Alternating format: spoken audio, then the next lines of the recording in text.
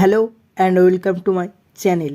বন্ধুরা, আজকের এই গল্পটি আপনাদের সততার মূল্য বোঝাবে।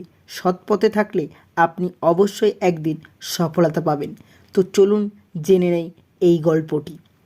একবার এক কোম্পানির মালিক অবসর নেওয়ার আগে তার স্বনামধন্য কোম্পানির উত্তরাধিকার হিসেবে একজন সৎ ও যোগ্য সিইও নির্বাচন করতে চাইলেন। তবে তিনি তার পরিচালক বা ছেলেমেয়েদের মধ্যে থেকে কাউকে উত্তরাধিকার না করে ভিন্নধর্মী কিছু করার চিন্তা করলেন। তাই একদিন কোম্পানির সকল স্টাফদের ডেকে বললেন, আমি সিদ্ধান্ত নিয়েছি আপনাদের মধ্যে থেকে একজন পরবর্তী সিইও নিয়োগ করব। শুনে তো সবাই অবাক, আবার খুশিও হলো। সিইও হওয়ার স্বপ্নে তাদের মন উৎসুক হলো। তিনি বললেন, আমি আপনাদের প্রত্যেককে একটি করে বীজ দেব। এই বীজটা আপনারা টবে রোপণ করবেন, জল দেবেন, যত্ন করবেন, আর ঠিক 1 বছর পর তা আমার কাছে নিয়ে আসবেন।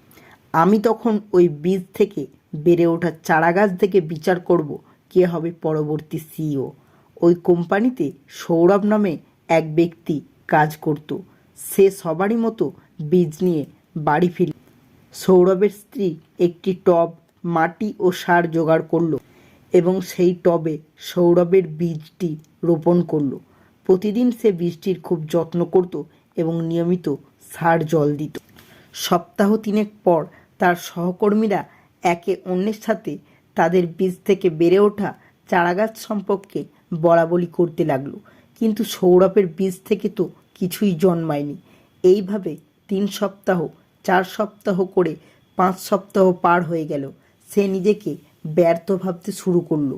নিজের মনেই বলল, আমি বোধহয় বীজটি রোপণের সময় নষ্ট করে ফেলেছি। সে তার সহকর্মীদের সাথে এ বিষয়ে কোনো কথা বলল না। অবশেষে 1 বছর পার হলো। কোম্পানির সব স্টাফদের তাদের বড় হয়ে যাওয়া চারাগাছটি কোম্পানির মালিকের কাছে নিয়ে আসার জন্য বললেন। আর সৌরভের দিক থেকে তো কোনো গাছ হয়নি, তাই সে ভাবলো তার পক্ষে অফিস যাওয়া সম্ভব নয়। কিন্তু সৌরভের স্ত্রী তাকে যা ঘটেছে সে বিষয়ে সৎ থাকার পরামর্শ দিলেন এবং বলল, যা সত্য তাই তোমার মালিককে বলবে। এই দুশ্চিন্তায় সৌরভ অসুস্থ বোধ করতে থাকলো, কিন্তু সে এও জানতো তার স্ত্রী ঠিক কথাই বলেছে।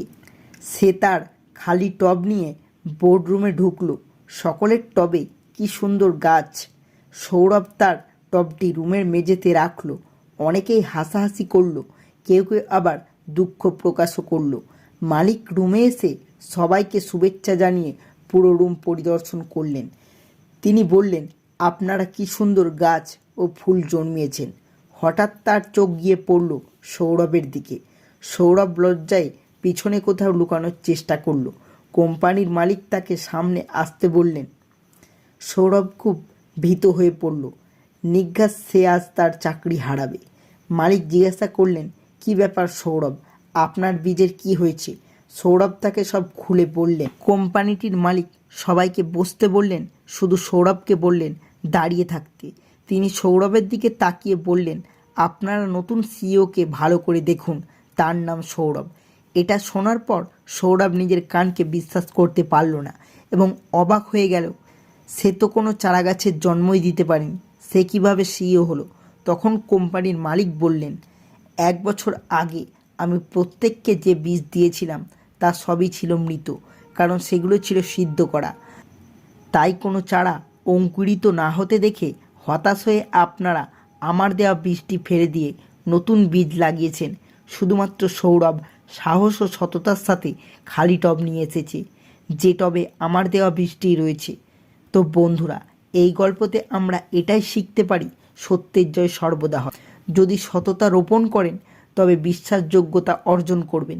যদি সৎ গুণ রোপণ করেন তবে ভালো বন্ধুত্ব অর্জন করবেন।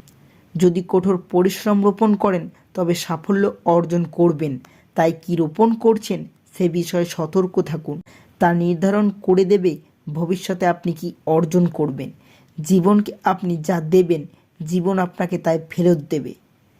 তো বন্ধুরা, গল্পটি ভালো লাগলে ভিডিওটি অবশ্যই একটি লাইক করুন, চ্যানেলটি সাবস্ক্রাইব করে পাশে থাকবেন।